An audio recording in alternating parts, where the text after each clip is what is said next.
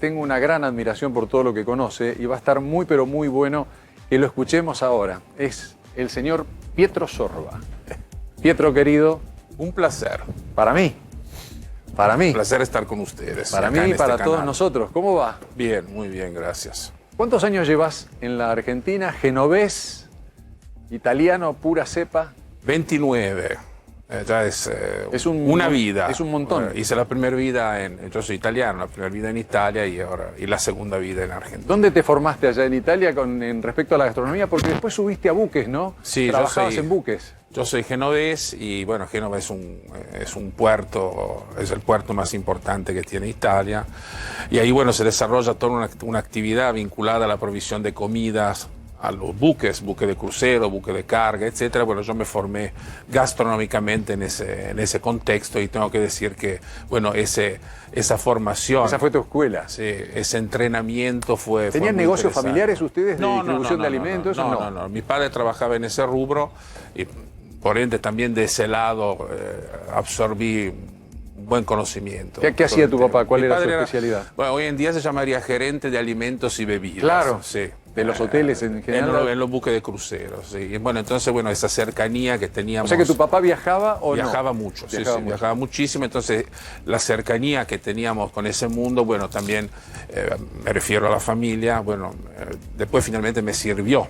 Obvio. Bueno, para la formación profesional. ¿Te llevaba tu papá de chico a esos viajes? Sí, ¿Qué recuerdos tenés de esos? Eran maravillosos, porque yo recuerdo, uno de los recuerdos más lindos que tengo es un viaje a España que duró, estoy hablando del año 70. Sí.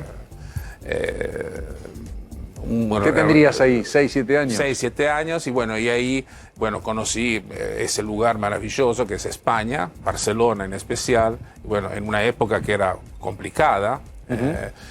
Pero bueno, eso es un regular. Hablas de Franco, la época de Franco. La época de Franco, bueno, entonces mi padre nos acompañaba a comer afuera, íbamos a un restaurante que se llama, todavía existe, se llama Set Portes, donde hacían una alioli y una paella extraordinarios, y todavía sigue. ¿Tu papá vive? No, mi papá no. ¿Era un gran conocedor de la gastronomía como sos vos? Sí, la verdad. ¿Él fue tu maestro? ¿Él fue tu maestro? Sí, en parte sí, porque él, bueno... Son esas cosas de familia cuando el papá, la mamá transmiten su conocimiento sin intención, ¿no? Quiero decir, naturalmente, y bueno, y uno de a poquito... Y allá vos trabajabas en otras empresas grandes que me has contado, también, ¿no? la empresa de catering más grande, industrial más grande de Italia. Así que bueno, ahí también me formé mucho, y bueno, y finalmente después cuando llegué acá a la Argentina cambió un poco el juego. ¿Qué empezaste a hacer? Porque ¿qué viste? ¿Qué viste que había para hacer en la Argentina? Yo llegué acá en el año, la primera vez en el año 88, en plena hiperinflación. Y después de a poquito empecé a volver por cuestiones de trabajo vinculadas a esa empresa que te mencioné. Y después finalmente en el año 1992 decidí quedarme porque, bueno... Bueno, aparte te casaste, ¿no? Sí, te enamoraste. Sí, con una argentina. ¿Dónde la conociste? ¿En el barco, no? En Italia, sí, en Italia. Trabajamos en la misma empresa. Así que bueno, finalmente decidí, porque Teresa no estaba tan de acuerdo. ¿Cómo eran esas épocas cuando viniste a Argentina? Porque ahora de la gastronomía, viste, ahora es todo un show la gastronomía argentina, ¿no? Del Gato Dumas en adelante. No solamente la Argentina, en todo el mundo. Bueno, pero en la Argentina un gran auge del Gato Dumas en adelante, desde la televisión. Vos estuviste en la formación de Gourmet, hiciste mucho por ese canal y todo lo demás. Y después los grandes cocineros, ¿no? O sea, Troca, Colagreco, Narda Lepes, bueno, todos ellos, etcétera, Donato, etcétera. ¿En cuánto empezó a influir todo ese mundo para que después te quedes y vos después empieces a ser un referente en la gastronomía, ¿no? A escribir sobre gastronomía. En realidad, justo... A escribir libros. Sí, el cambio grande en la gastronomía argentina se produjo justamente en los años 90. Ahí, bueno, después de años de... ¿Coincide con el gourmet? Eso es un poco No, es un poco anterior, porque la nueva vida de la gastronomía argentina empieza, como te decía, en los años 90, cuando finalmente Argentina sale de una situación realmente muy compleja, y bueno, se empieza a revitalizar todo. Entonces, a partir de ese año, no sé, te hago un ejemplo, el conocido cocinero Christophe, por ejemplo, Christophe llega en esa época, y muchos otros empezaron a llegar. Ayer pasé por un restaurante que acá cerquita, yo suelo irme caminando cuando salgo de acá, que se llama Sudestada, en una Sí. esquinita. Era el restaurante que tenía Christophe ahí en la esquina. Sí, Un sí, restaurante chiquito. exactamente.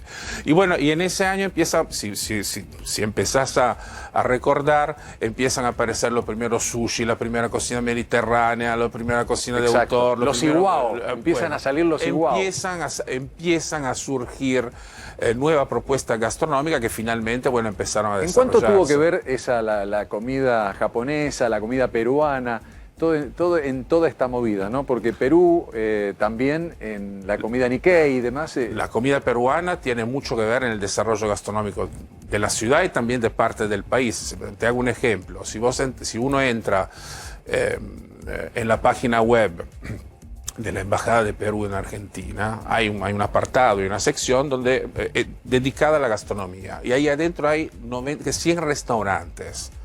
Eso te demuestra la difusión que tiene esa comida en nuestro país, gracias, por supuesto, a los inmigrantes, bueno, que fieles a sus tradiciones propusieron los platos de su recetario, ¿no? Nosotros acá Nikkei, a ver, porque sí. por ahí mucha gente...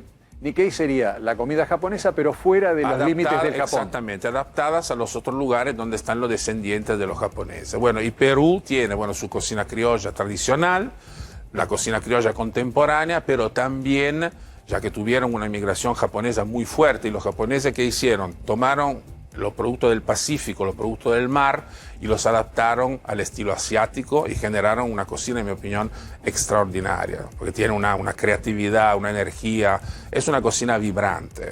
Si tuvieras que definir la cocina argentina, Pietro, ¿cómo la definís? No es fácil, pero básicamente es una cocina de producto, donde la carne domina prácticamente todo hasta el momento.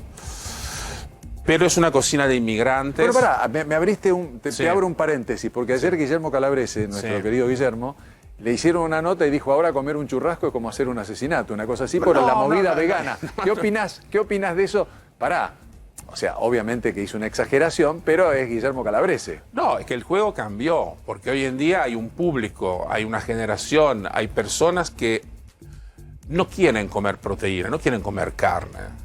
Y en un país donde se consumen 50 y pico de kilos de carne vacuna por año, claro, y 100 kilos de proteína animal por año, bueno, es complicado, es una cuestión complicada, pero es irreversible. Porque el cambio es irreversible. El cambio es irreversible. Aunque estemos en la Argentina, Es el país de la irreversible. carne. Si uno observa con atención una mesa en un restaurante de una familia tipo de Porque 4 la personas, juventud está adoptando eso, ¿no? por lo menos una de las 4 personas que está sentada en esa mesa pide una comida sin carne, sin proteína. Es un cambio irreversible. Así que Incluís pollo, incluís... Sí. Hay gente que es vegana, vegetariana extrema, y después hay vegetarianos blandos. Hay un poco de todo en ese ¿Y a vos se te mundo. ocurre, en el marco de todo lo que estás contando, has hecho varios libros, hacer un libro sobre las empanadas? Sí, ¿Y a quién sí. se le ocurre no comer una empanada de carne, no? Porque la empanada es un formato extraordinario, es un formato muy antiguo. La empanada tiene, no sé, 3.000, 4.000 años. Y en Argentina tiene una popularidad, mejor dicho, una cotidianidad que supera la del asado, por ejemplo. Nosotros como que rendimos homenaje al asado, etcétera, etcétera, pero porque es celebrativo, porque es convivial, etcétera, etcétera. Pero en realidad la empanada es mucho más cotidiana. Uno no puede comer asado todos los días, desde el punto de vista económico y Claro. desde el punto de vista, digamos, Sí, del una producto en empanadita. sí. Pero la empanadita y es Sacale, una comida suponete familiar. nos está viendo gente que no come carne. ¿Cuáles son las empanadas sin carne que son éxito? Vos que te estudiaste ese tema, No, lo bueno, sabés. pero hay obviamente empanada con relleno vegetal, puede ser de, no sé, de berenjena, de zapallo, de zucchini, de cebolla. O sea, la verdad que el mundo vegetal nos ofrece una cantidad de variantes infinitas, perdón. Nuestros tomates, no sé, los tomates platenses, los tomates mendocinos, combinados. ¿Qué movida hay? Y sé que nos miran mucho en la Ciudad de La Plata, mandamos saludos, en todo el país, pero a la Ciudad de La Plata, con las quintas y con los tomates en La Plata. Yo no sé por qué hay esa, porque vos vas a los Porque es una tradición que dejaron los inmigrantes. De hecho, vos fíjate, ahí en La Plata hay toda una tradición, por ejemplo, del alcaucil, que Claro. esa es una herencia de los inmigrantes italianos, y también de los tomates. Y hoy en día ese cordón productivo se especializó, se caracteriza por su quintas agroecológica, por rescatar productos que normalmente uno no encontraba en la verdulería. Hoy en día están muy, entre comillas, de moda los tomates reliquias, ¿no? Que son tomates que son diferentes en la forma y en el sabor. Se dicen reliquias porque, bueno, porque tienen una genética antigua. Y entonces, bueno, hay tomates que son enormes, los tomates corazón de buey, los tomates amarillos, los tomates negros, los tomates alargados, etcétera, etcétera. Y bueno, y ese es un trabajo muy interesante que se empezó a hacer en La Plata hace, te diría, unos 10, 15 años atrás, y que hoy en día realmente tiene una difusión, sobre todo en los restaurantes, muy, muy importante. Aprovecho para preguntarte, vos que sos un exquisito publicador de lugares y de ondas y demás. Cuando llegaste acá, Miguel Brascó estaba en su gran momento, ¿no? Un maestro. Un maestro, sí. Háblame de Brascó y de esa movida que había gastronómica, Vidal Bussi, ¿no? Estaba... había toda una camada de colegas, de maestros. Miguel Brascó, Fernando Vidal Bussi, Dere Foster, Fanny Polimeni, no sé, había realmente vos eras muchísimo. Un joven que llegaba... Era un joven. ¿Y entonces qué tomaste de esa movida argentina? Todo, porque uno tiene que escuchar las personas, o sea, que tienen experiencia. Hoy en día es un concepto que no es tan frecuente, pero realmente siempre me gustó escuchar y absorber el conocimiento de personas que lo tienen. Esa es la manera de poder progresar, de poder formar una idea. Y la verdad que Brascó, con su estilo, Fernando Vidal Bussi, con su estilo, etcétera, realmente transmitían cosas. Eran personas que tenían algo para decir, eran personas que tenían información, eran personas que te transmitían algo interesante. Y entonces, bueno, esa cercanía, en mi opinión, fue muy importante en el desarrollo de mi profesión en Argentina. Estamos conversando con Pietro Sorba, como ahí dice en la tele, medios, cocina y nuevas tendencias, ¿no? Y cuando te toca cocinar, ¿qué cocinas? Aparte sos un exquisito, sabés mucho de bebidas, y a mí me encanta. Creo que era el Negroni, creo que era tu trago preferido. Sí, es uno de ellos. Entre Negroni y Gin Tonic, no sé quién gana. Gin Tonic. Pero sí. Contame un poquito, clásicos. ¿Qué no puede faltar? Y después te quiero preguntar un poco entre la cocina italiana, sí, que conoces un montón, y la herencia de la cocina italiana en la Argentina. Que no puede faltar en una cocina. Aceite de oliva no puede faltar en una cocina. Un buen vinagre no debería faltar en una cocina. Una buena pasta seca no debería faltar en una cocina. Algunas aceitunas, algunas alcaparras, cosas simples. Verduras.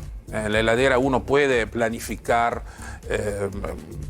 tomates, de tener tomates, berenjenas, etc. Como que arroz no puede faltar. Entonces, cosas simples. Una buena despensa no debería no tener esas... Pocas cosas, sí, pocas cosas, pero buenas. Y sobre todo que sirvan. Te saquen de una... no sé, ahora los puristas se van a ofender, etcétera, etcétera, pero legumbres en lata, porque porotos en lata, garbanzos en lata, etcétera, te sacan del apuro. Uno puede generar... se pueden utilizar en guisos, se pueden aplastar y generar una cremita para acompañar algo así durante una picada, claro, etc. Entonces, bueno, esas cosas son fáciles de utilizar, pues no ocupan mucho lugar, se conservan mucho tiempo y por lo tanto, bueno, esos son... Pietro, dos respuestas cortas porque tenemos que ir a la pausa, sí, pero te pregunté la relación entre la comida italiana y la herencia argentina, porque acá es se muy come profunda, mucho. Claro, es muy profunda, claro, porque hay elementos de la cocina italiana que están radicados en la idiosincrasia gastronómica argentina, pasta, pizza, receta, no sé, pascualina, no sé, por ejemplo, plato, pascualina, pesto, matambre arrollado, fainá, todas esas son, claro, herencias italianas. Y lo otro que te quiero, tiene una trampita, porque te voy a hablar de cocineros argentinos, pero en particular te quiero preguntar, ¿en qué radica el éxito de Mauro Colagreco? Mauro Colagreco es un cocinero que hizo un esfuerzo extraordinario para vivir en un lugar donde normalmente los extranjeros tienen que hacer el doble de esfuerzo para poder, que es Francia, y además en un ámbito como la cocina que es durísimo en Francia. Entonces Mauro Colagreco de La Plata, en el año, ahora no recuerdo si fue el año 2001, obviamente por la razón de la que cocina todo el de mundo Gato Duma, conoce, ¿no? de bueno, estudiar se acá. fue allá con un papelito y 3 números de teléfonos, punto. Y construyó una carrera extraordinaria. Comer en su restaurante, cosa que tuve el privilegio de hacer, es un placer extraordinario. Mirada al sur, ¿no? ¿Cómo se llama? Mirasur. Mirasur. Mirasur. Gracias, Pietro, querido. Gracias Un a placer ustedes. enorme tu visita acá. Gracias. A ustedes los vemos en un ratito. Hacemos un corte muy cortito y venimos. Dale.